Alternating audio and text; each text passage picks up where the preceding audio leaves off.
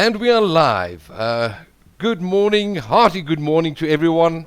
And our wonderful, again, to connect in our virtual auditorium for inspiration and wisdom.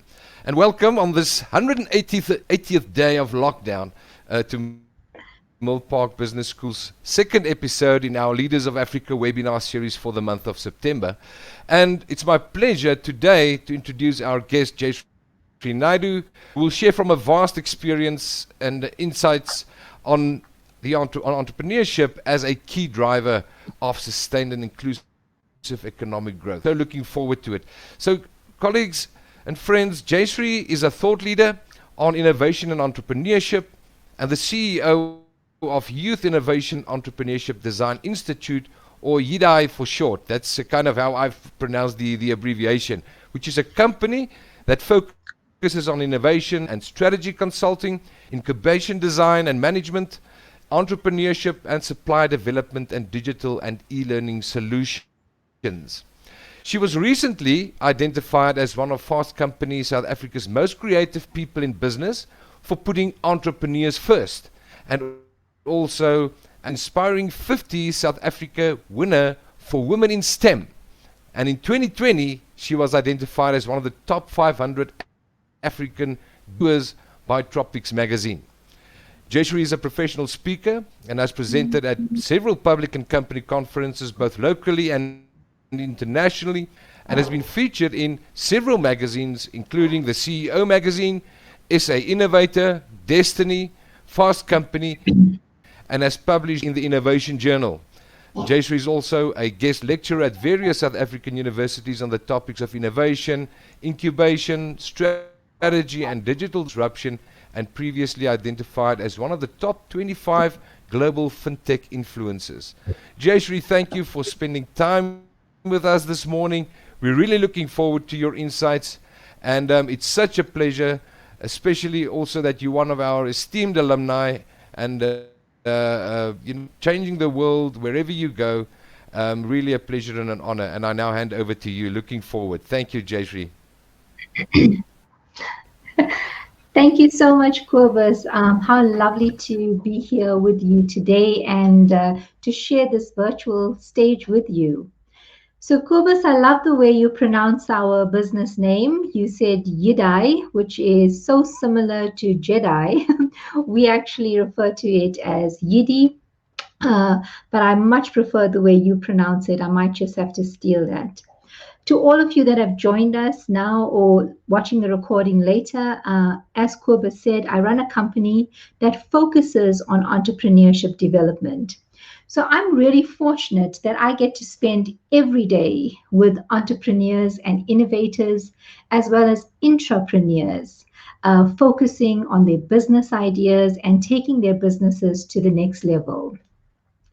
About 2 years ago, I contributed to an article. I wrote an article for Fast Company that was titled Innovation and Why Entrepreneurship Matters.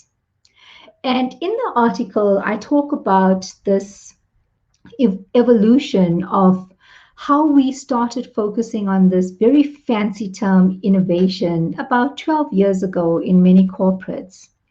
And it became such a sexy word to be associated with.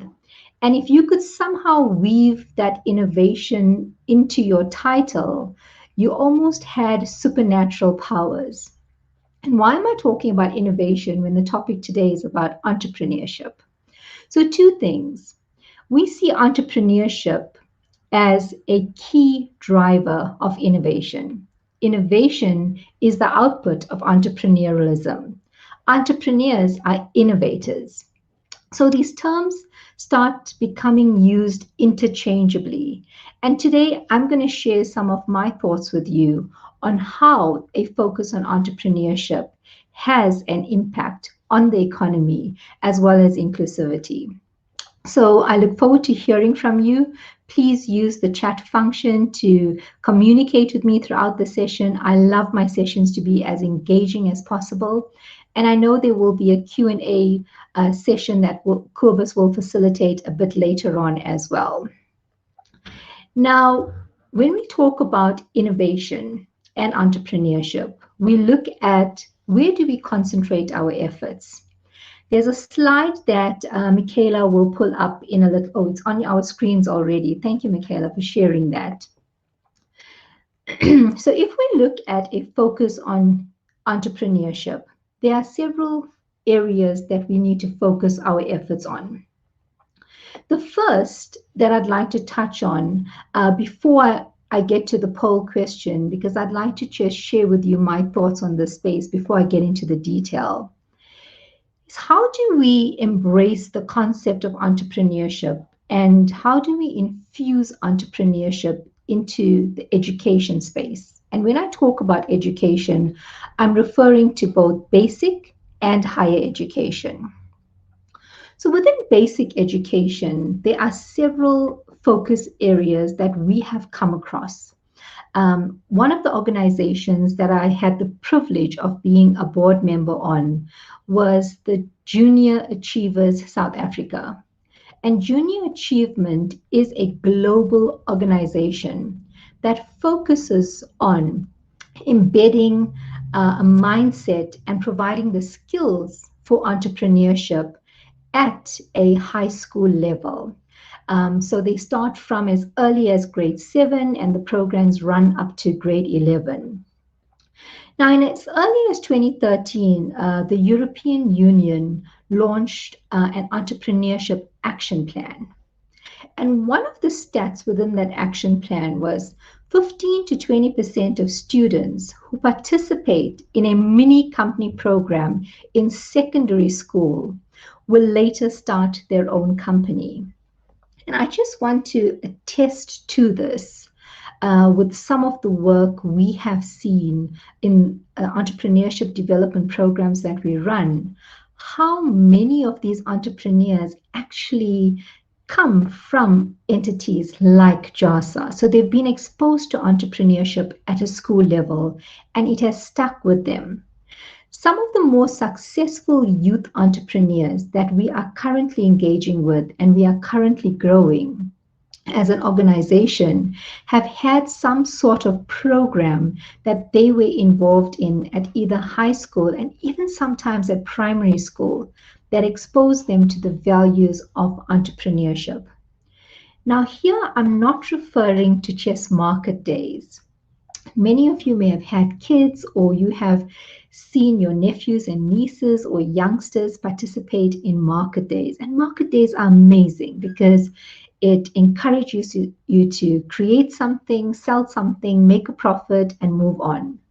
However, structured entrepreneurial programs at a basic education level assist individuals in learning the key concepts of entrepreneurialism. Things like financial management, like the psychology of money, spending patterns, marketing and branding, and why those concepts are important in running successful businesses. So it's really important to understand the impact that entrepreneurial education has on the outputs of entrepreneurialism from these individuals at an early age. When we get to tertiary or secondary education, we start looking at some amazing programs that I've been exposed to. Some of these programs have been SIFE, which later changed to Enactus, as well as now with the EDHE, they have a focus on entrepreneurship as well, which is a state initiative. And they've also just published a blueprint on entrepreneurial activations at university levels. And I'll share a little bit on some of the findings of that blueprint in a little bit. Now, when you look at organizations like private sector as well, Alan Gray Orbis has run some amazing initiatives. Just last week, I was a judge on one of their initiatives where they're looking for innovative business ideas that can solve pressing challenges as a result of COVID-19. And many of these youngsters have come through the process. They've at university, but they've come up with amazing innovative businesses that they are running. The one thing that did sadden me, and it's not just on this program, but other programs that we have been exposed to as well, is the individuals are studying some amazing causes. They then have a side hustle and an amazing business idea, but they go back into corporate straight out of their academic institutions because it's a safer bet for so many young individuals to take a corporate job as opposed to becoming an entrepreneur or seeing it as a career choice. And the reason this saddens me is I also sit on a couple of investment committees and I work very closely with VCs. Now, any VC will tell you, and any investor will tell you, if you are serious about your business and if you are a serious entrepreneur, you've got to put all your effort into being a great entrepreneur and into running your business, at least until it gets to a stage where it can survive without you at the helm. And this is where we need to have a lot more focus on how do we actually show and teach individuals in academic institutions that it's okay to get straight into entrepreneurship. But that does require support mechanisms from institutions as well as the state in supporting and growing a focus on entrepreneurship, because it can be a huge barrier to entry if you don't provide the support mechanisms that are needed for entrepreneurs to actually be successful if they're coming straight out of academic institutions. The other area that I'd like to touch on as far as education goes is what are we actually teaching individuals in academic institutions? How are we teaching them about entrepreneurship and how are they infusing that into the curriculum? In working with some institutions, especially through the technology transfer offices, we've seen that the best models for innovation are those that combine the skills of individuals from across different faculties. This is very similar to what you need to focus on from a design thinking perspective, and we teach design thinking to some of our entrepreneurs as well. So when you look at solving for specific problems or challenges, and if you want university students and teams to work on taking their business to the next level, then you've got to combine them with individuals that don't think like them and don't behave like them. A while ago, we ran a program for healthcare practitioners. Now, these are doctors, anesthesiologists, radiologists. They're amazing. I mean, we trust them with our lives, literally. However, they're not necessarily really good business people. We're currently running a sector-specific program for property entrepreneurs. Again, they're amazing at laying a foundation, creating amazing property, putting up a fence, doing your cupboards, but they're not necessarily good business people unless they learn business skills in a structured way. So there's a focus that we need in terms of infusing entrepreneurial education, but real entrepreneurial education into the curriculums of both basic education as well as higher education. I will be looking at the chat from time to time, so if there's anything specific, please do raise that. The next pillar that I'd like to focus on is the corporate pillar. This for me is very, very exciting. In the last couple of years, we've been working with a few organizations on entrepreneurship as well as intrapreneurship. Now, the two pieces that we need to touch on here is those individuals that have a side hustle And then those individuals that work in a corporate and are what we refer to as, are known as what we refer to as intrapreneurs. Now, let's get into a little bit of detail here. One of the best quotes that I've heard recently is, "You can't work for us if you only work for us." I'll say it again. You can't work for us if you only work for us. And we see more and more organizations embracing the concept that staff members will have side hustles and should have side hustles. And some of the best ways for employers to inspire innovation from entrepreneurial thinkers is to create an environment where it's normal and safe for entrepreneurial thinking. And just take this for example. I mean, I would have been standing in front of an audience now and presenting this. Would have been much nicer seeing your reactions, but I'm remote working. And for large organizations, remote working has given staff more control over the way they work, but has also reduced the ability of an employer to micromanage. Employees have seen that they can actually get so much more done by working remotely, and those that have had side hustles have also been able to allocate some time to their side hustle.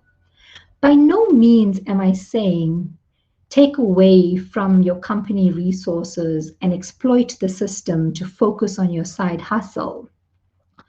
But employers need to realize that when an individual grows their business and when an individual applies business principles to their side hustle, they start thinking like an entrepreneur, and then they apply some of those thinking back into their corporate roles, which makes them very, very valuable employees.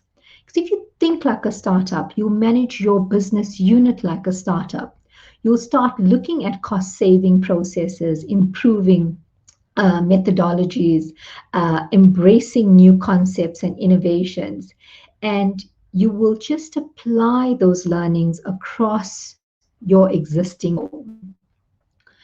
On the other hand, we have to look at the reality facing South Africa and many other large corporates globally as a result of this pandemic, but even prior to this pandemic, as a result of the digital revolution, the introduction of technologies across all areas of large corporates, resulted in thousands of staff members being retrenched.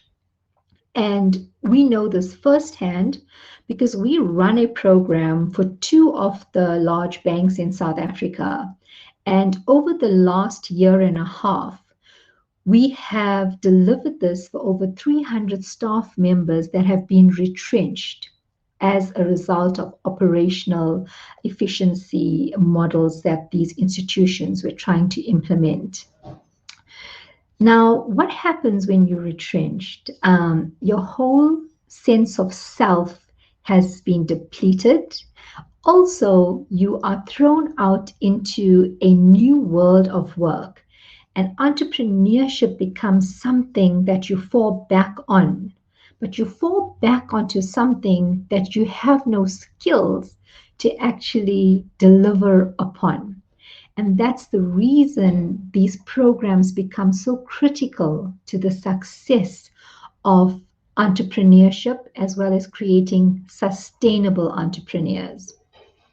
So, individuals that are growing their side hustle or have been affected by retrenchments, giving them the skills on how to start a business, how to run a business, how to be effective in your business will also help corporates with natural attrition.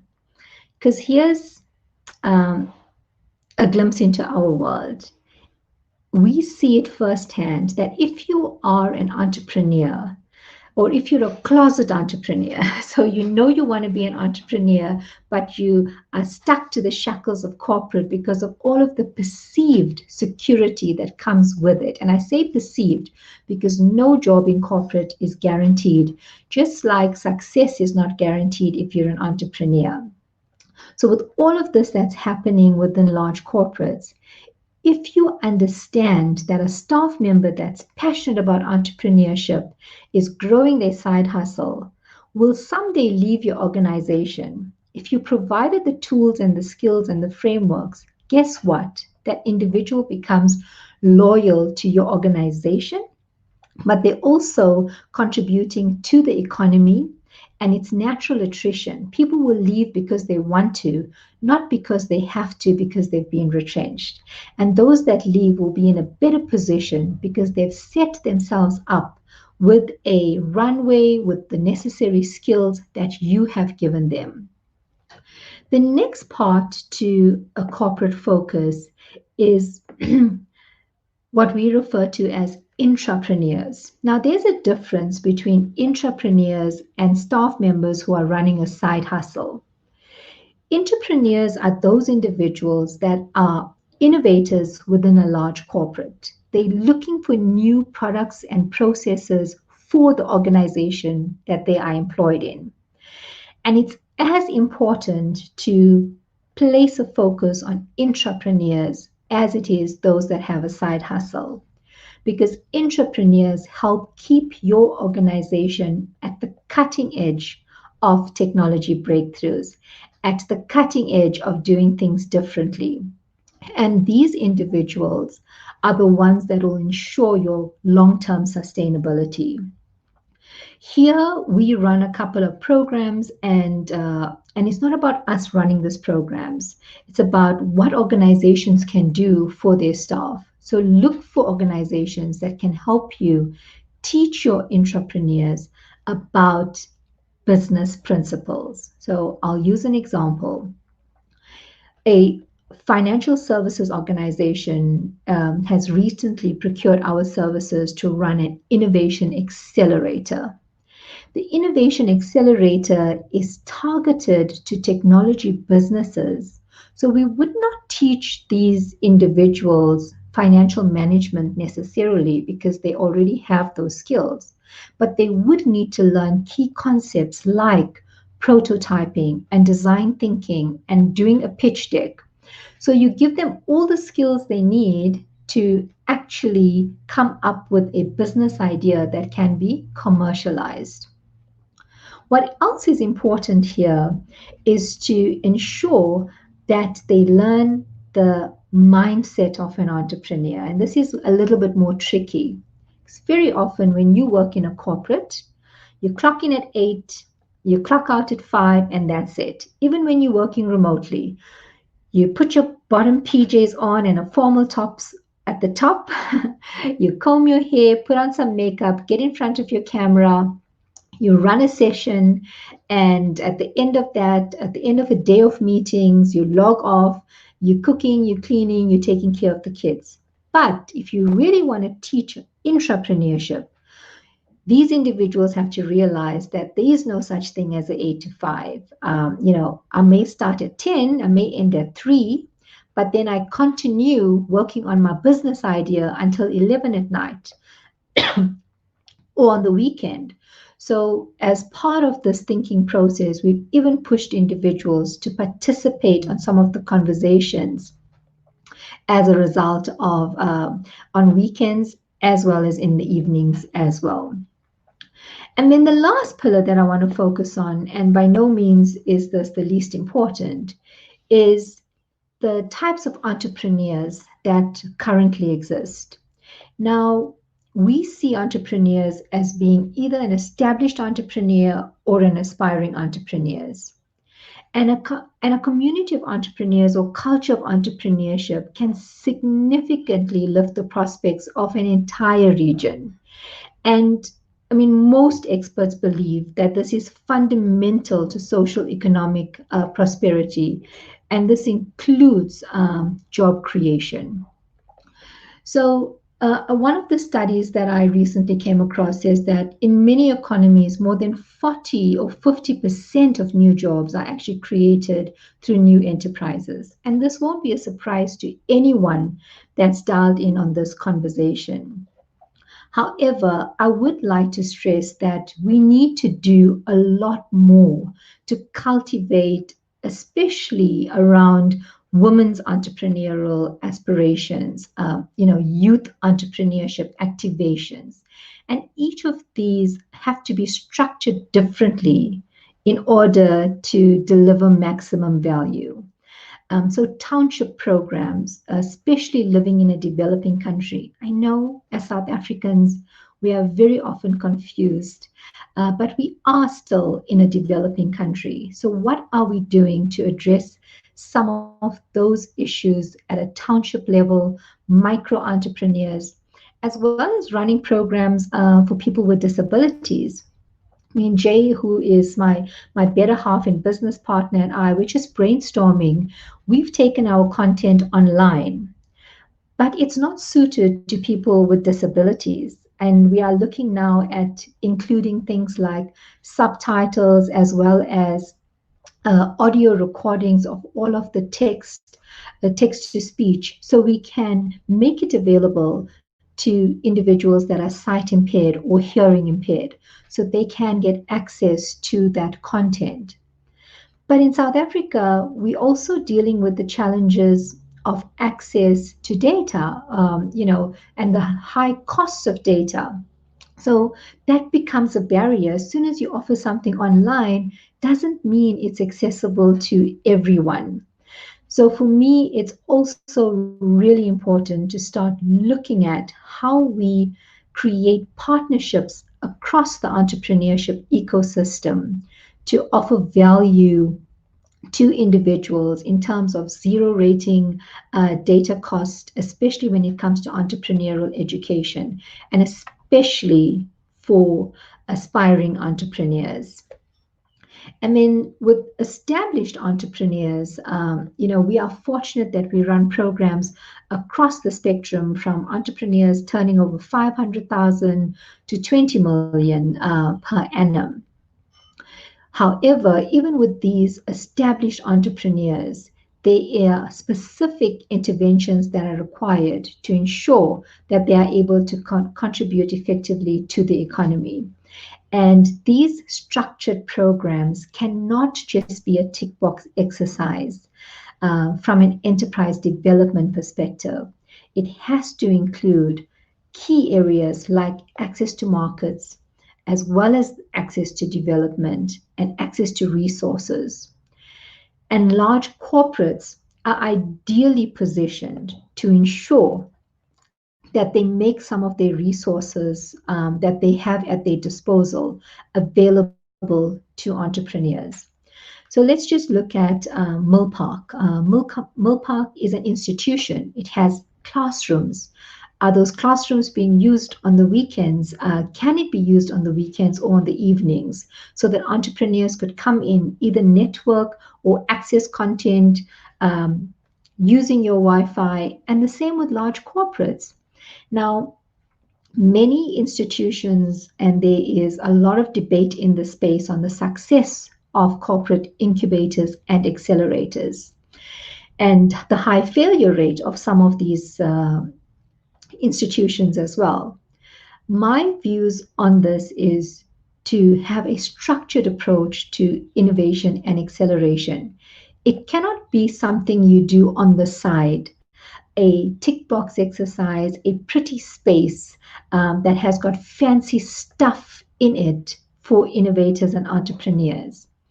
If you really want your incubators and accelerators to be successful for both aspiring and established entrepreneurs, then you have to align this to the strategy of the organization. Embrace the startups that come into the space, pull them into your corporate frameworks, make them part of your strategy, use them to improve your innovation stack, not just for your organization, but for the corporate clients that work with you across your value chain as well. So I've written more about this in the article from that I published in Fast Company, and if anyone would like to have access to that, I'm happy to share that as well. So I'd like to now get you to answer the poll that we have created, so I can just have sight of who I'm actually speaking to. Now that I've explained this focus to you, please tell me whether you are studying full time, or you have a formal job, or you have a formal job and you have a side hustle, or you currently run a business. So if you can just take a couple of seconds and answer the poll, I would like to then give you more insight into this view.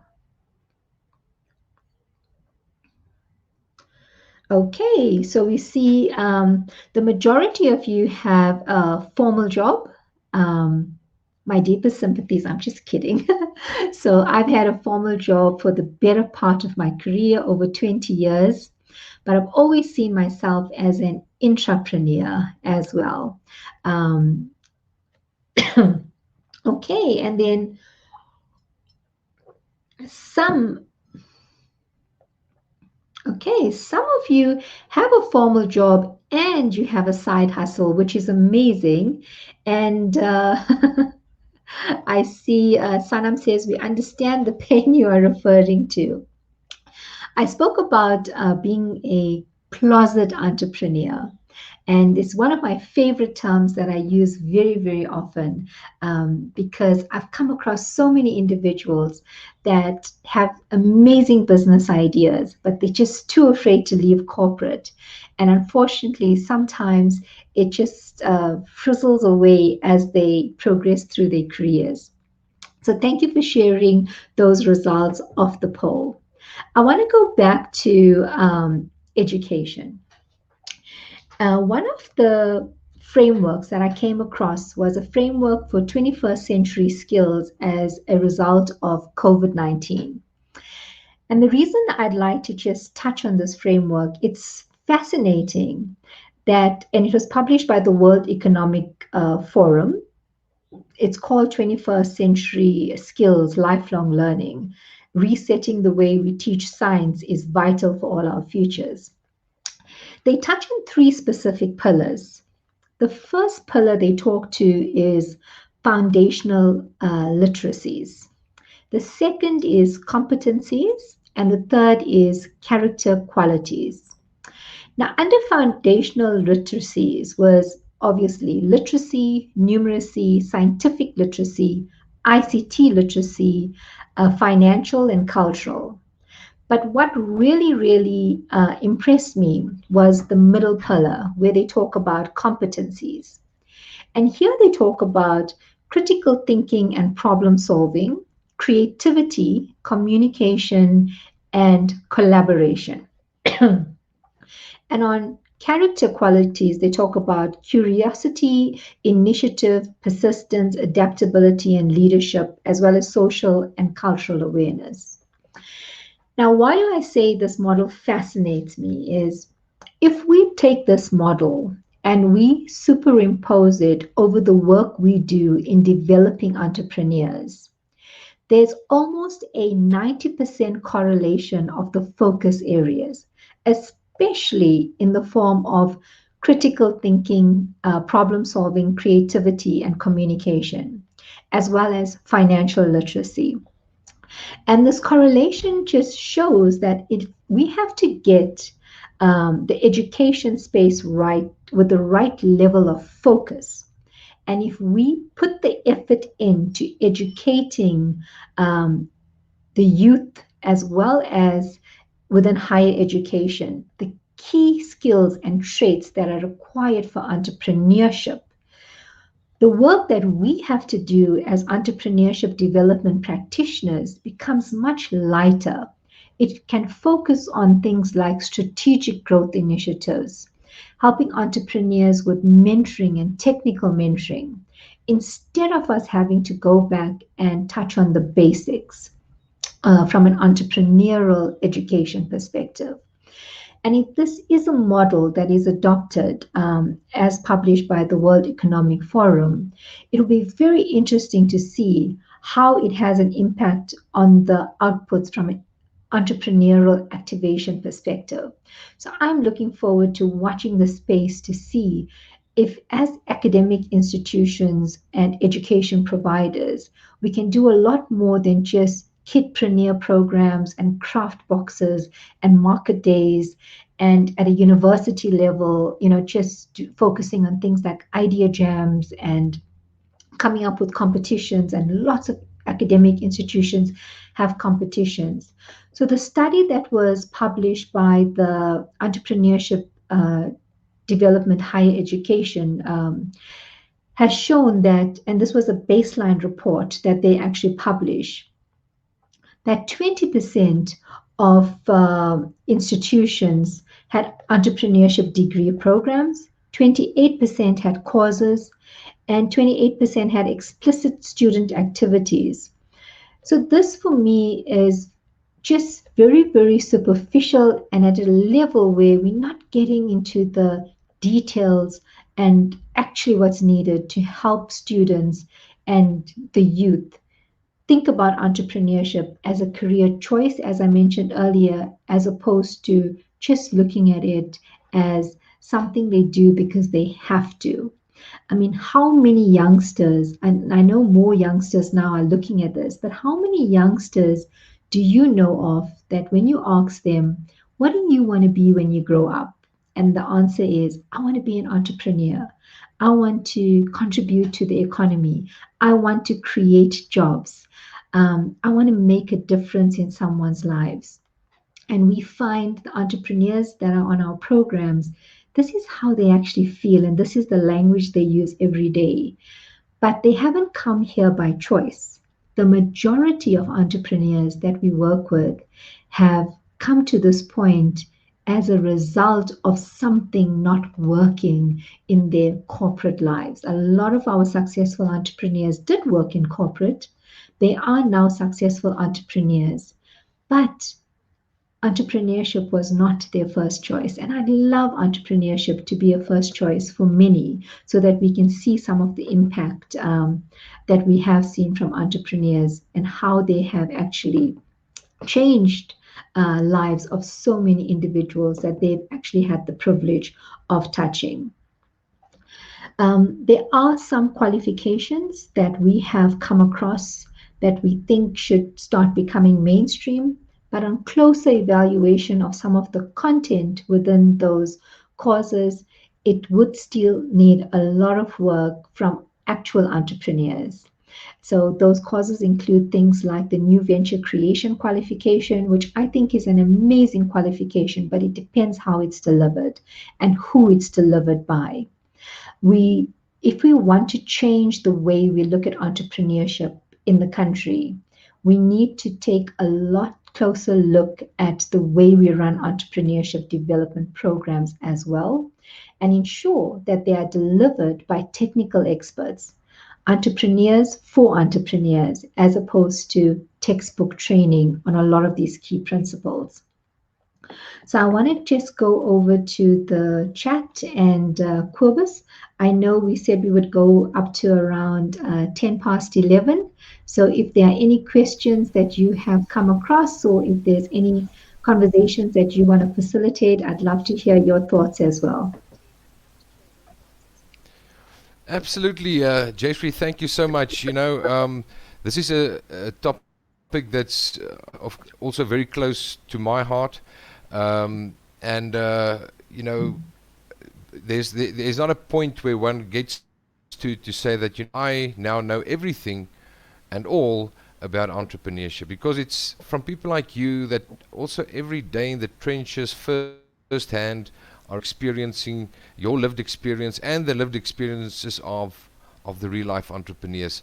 So the things you've shared about the importance and the impact of entrepreneurial education at an early age, as well as at secondary and tertiary level of schooling, that we really need to understand and embrace that. So if you think of society or families as the building blocks of society, society.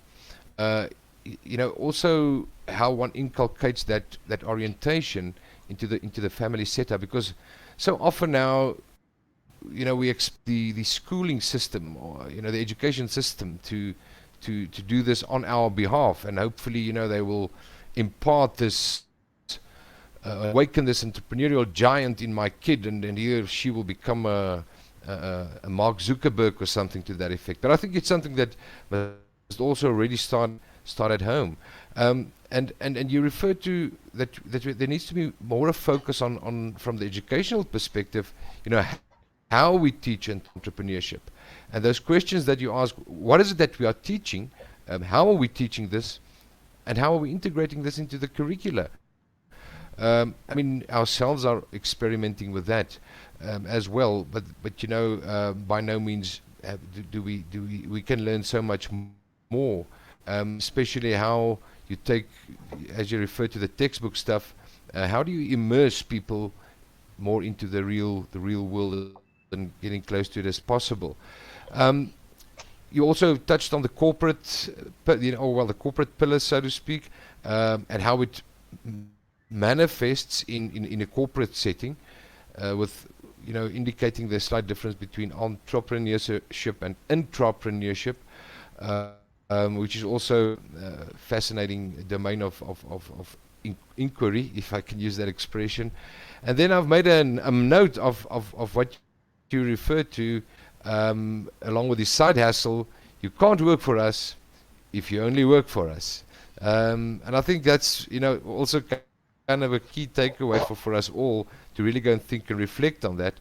And then you also touched on the realities that is caused by the digital revolution, and now so much more the impetus that it has received via the pandemic, and thinking of all the examples of retrenchments and the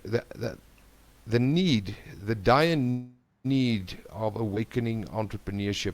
And I hear on radio and I don't watch television so much, but often interviews by people who, as a result of what happened in the pandemic and got retrenched, how it is, in a sense, now, and you referred to it earlier on, how people only get, take that launch once there's now nothing else, type of thing. And once they've, the comfort and the security of the corporate is no longer there, and now they must unlock and unleash that entrepreneur, as well as the need for of doing a lot more around the women and youth entrepreneurship activations. The role that not only educators play but also corporate, and then along the lines of the importance for these communities also to have access to resources and so forth. But I'm wondering, Jeffrey, if I can maybe just pitch the first question. Based on what you've said here, should our emphasis as a collective, I know, we talk about job creation. It's a term that is so frequently used. It's on every possible agenda and development agenda, and it's absolutely of importance, considering where we also stand economically. Job creation. But I wonder if we shouldn't consider, I'm asking you, shouldn't there be a shift, a paradigm shift, or a thinking, a mindset shift to entrepreneurship? Because if without oversimplifying it, but if we can create more businesses, that will in effect lead to creating more employment.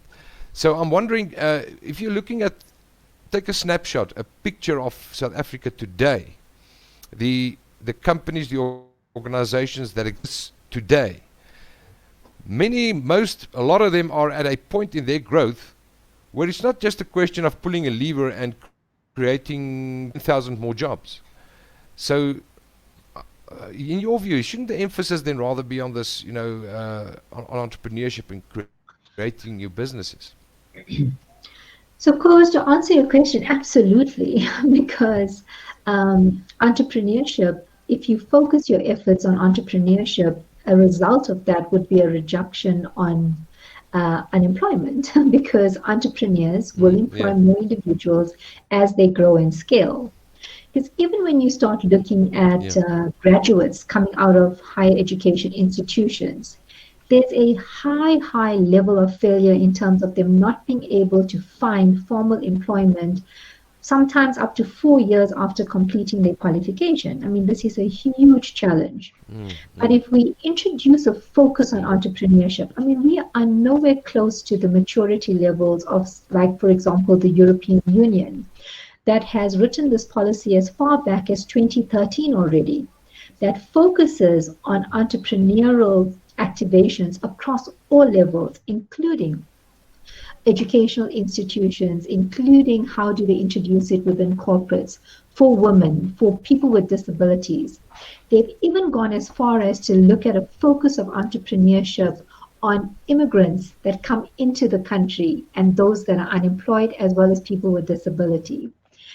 So, as a country, Yeah. if Yeah. we could take a focus like we do when we run innovation activations, I mean, let's try and simplify this a little bit. When you want to get Yeah. Yeah. organizations to truly innovate, what do you start with? You look at the strategy, you then unlock what are the challenges that are preventing you from achieving your strategic goals or objectives. You then create campaigns around each one of those challenges, and then you get individuals to innovate around those campaigns. Now, imagine if we did the same for entrepreneurship from a country perspective. We look at something like Yeah. the Yeah. NDP, or we look at something like the Millennium Development Goals. We've got tons of that. I mean, there's no shortage of Yeah. strategies of what we should be doing. And you'll find the terms entrepreneurship and innovation in all these strategies, but not a lot of documents that tell you Yeah. so what. When you unpack that to find what are the challenges, you launch the campaigns at a country level, you put the focus and the millions behind growing these entrepreneurs to solve some of these challenges. And at a micro level, there are some institutions doing this, like the incubators from CEDA, or, for example, the Shimologong Wits precinct that's doing this, technology transfer offices, the Resolution Circle that was doing this with UJ, and lots of other Yeah. educational Yeah. institutions. But it's at such a micro level that it's not having the impact that is needed. So, yes, to answer your question, I definitely think Okay. that we need to put our efforts on focusing on entrepreneurship, but at a corporate, state, parastatal level, so that we get the support that's required for entrepreneurs to truly thrive, and that will have a dent on job creation. Thanks, Jaysvi. Thank you so much. I see there's a question from Marcel. Once you start a business and run with it, aren't you by nature a business owner and no longer an entrepreneur? I've seen the definition that entrepreneurs set up businesses, get them going, and then move on to the next big idea. Your Um, comment on that? So, one of my colleagues or someone that I work very closely with is Pablo Fatidis. And Pablo has written a book as well called Sweat Scale Cell, and he runs an organization called Oric. And I have huge respect for him. And in one of the sessions when I was sitting with Pablo, he said that an entrepreneur, what makes an entrepreneur different from a business owner is an entrepreneur creates an asset of value, which means they then exit their business. So, Marshall, you're right. There is a difference between being just a business owner or a small business owner and an entrepreneur, and a lot of that has to do with innovation and building an asset of value. But for the purposes of this discussion, I used the terms interchangeably just so that I could get an understanding of whether individuals were running their own businesses as entrepreneurs in South Africa. We use these terms interchangeably. And I think that's where some of the confusions also come from. But for the purposes of this Exactly. discussion, I use the term interchangeably as well. Okay, 100%. Yeah, my personal. This is just my personal view on the matter. That the and we don't want to get stuck into definitions per se, but and you referred to mindset earlier on. Uh, to me, it's that way of thinking and a way of reasoning, um, and that is you can apply that way of thinking, whether in a corporate, or whether as a new startup and so forth.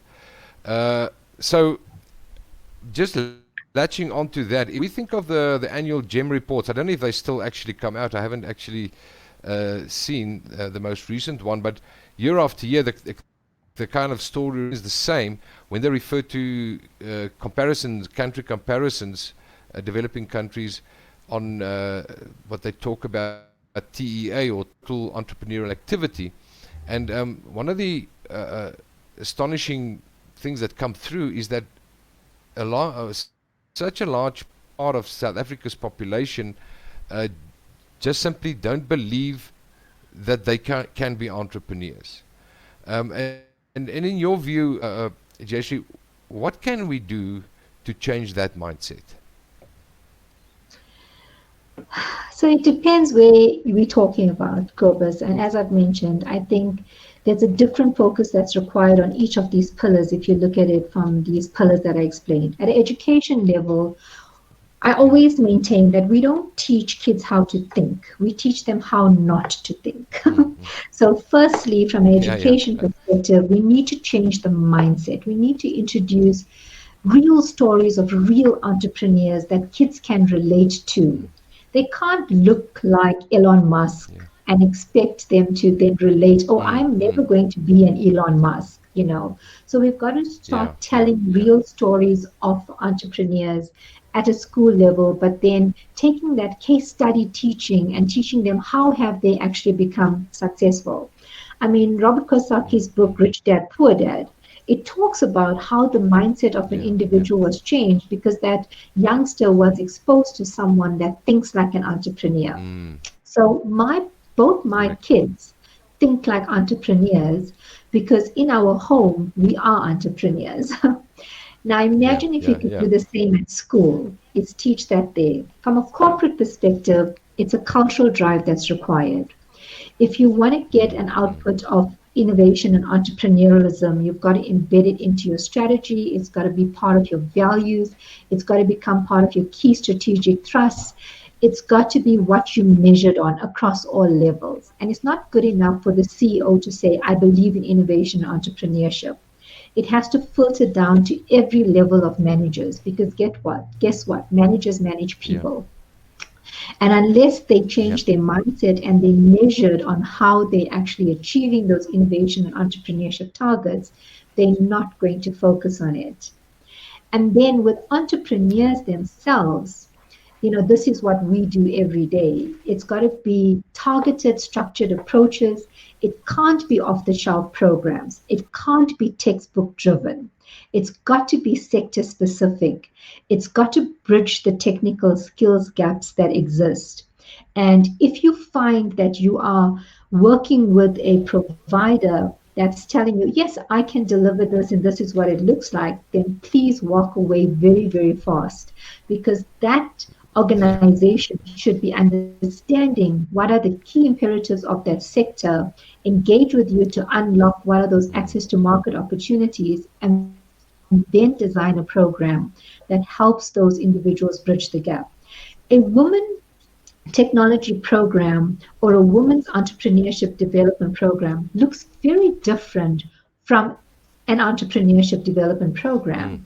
And it needs to be so because the gaps that exist with women entrepreneurs, women technology entrepreneurs, youth entrepreneurs, township entrepreneurs differ immensely from just your high growth entrepreneurship development programs.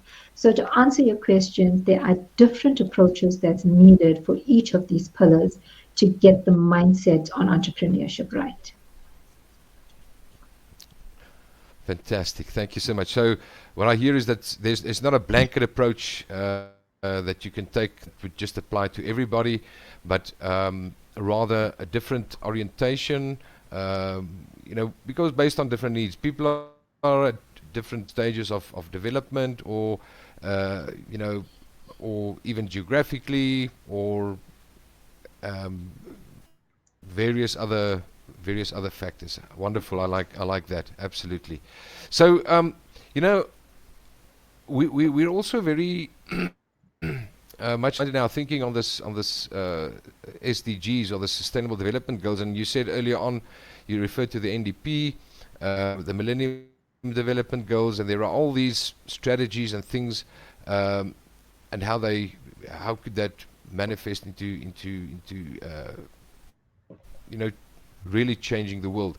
Now I'm just thinking, and I'm walking around with the sorry the SDGs here on my desk constantly.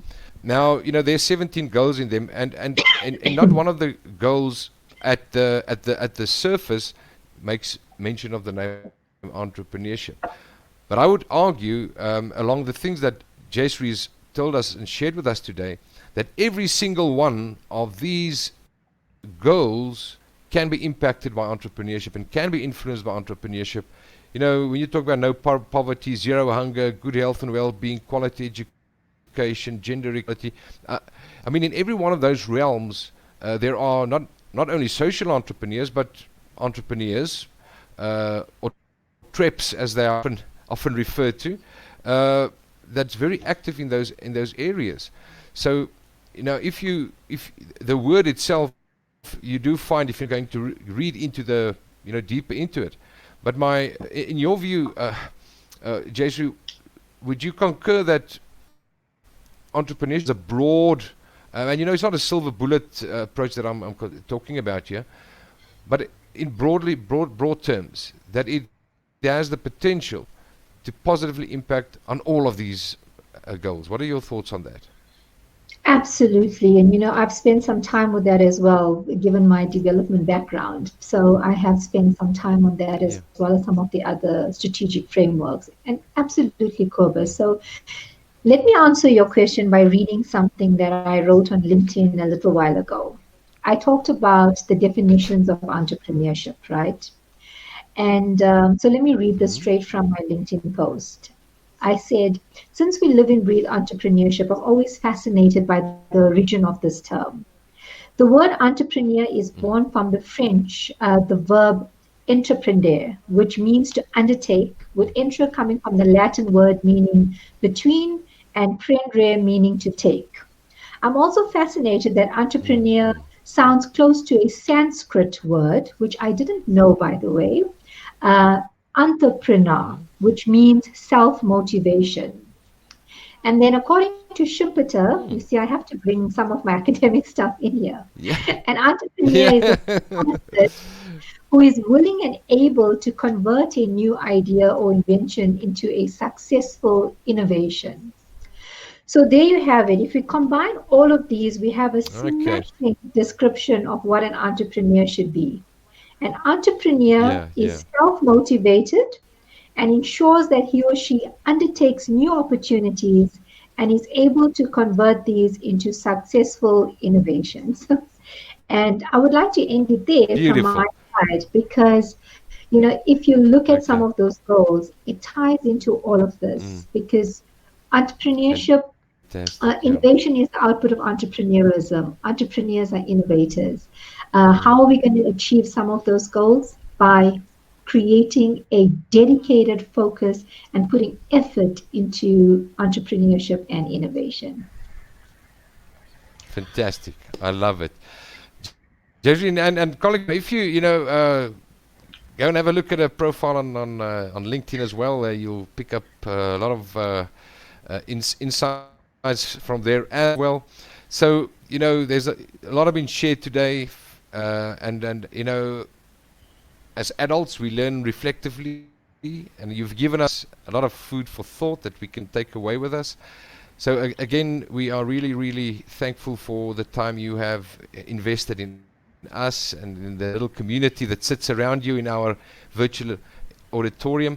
And maybe as a departure message for all of us now that's gathered together, and our friends that's going to watch the recording, at the individual level, because typically one looks out there.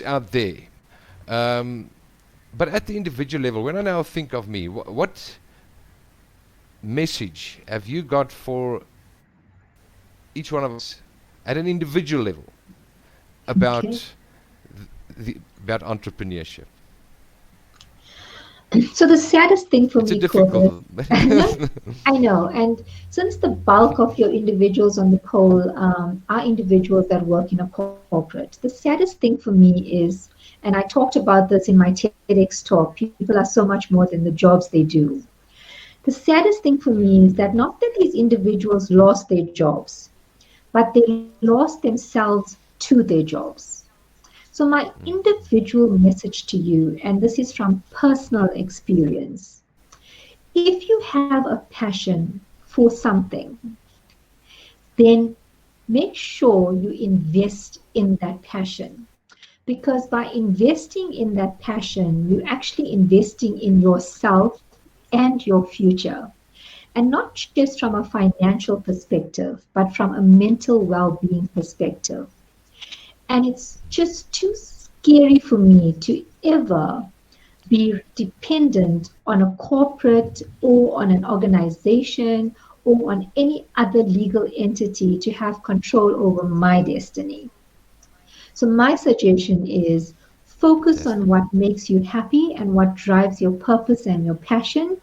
And if that can be monetized, then that's the best place to start if you want to become an entrepreneur. That's Awesome. my 2 cents, So Clovis. follow your heart, follow your heart, but take your brain with you. Absolutely, Yeah. absolutely. Don't be Okay. irresponsible, Yeah. but do what makes you happy. Yeah. Yeah. I mean, just as a margin entry, I've become very intrigued in microgreens. So I'm not. I haven't monetized it yet, but so in reskilling and learning about other things, the wonderful world of of of microgreens. I find it fascinating. Um, so I don't have big lands of crops. It's everything's on small scale. It's enormously healthy. Um, and yeah, so that's my kind of side hustle, not monetized yet, but we will get there. So it's also about, as you said, following your heart and things that you feel passionate about. Jayshree, thank you again so much, and to everyone that attended today. We really believe that you have things to think about, and the way in which you, as an individual, can also make a difference in the world. It's such an honor. Jayshree and her husband Jay, they were both valued alumni of our institution, and it's for someone like me, it just makes my heart swell when I read about what and hear about what they are doing practically in the world out there, in the trenches, making a difference and help shaping and creating a better future for our country, and for our continent, and also then ultimately globally. So, Jayshree, again, thank you so much. We wish you all best, and we will, of course, stay in touch. There we go. Marcel, guess I have real homework. And thank you for the session. So, colleagues, to everyone, thank you. Wishing you all the best, and pursue the path of entrepreneurship. It is really a wonderful path. I wish you all the best.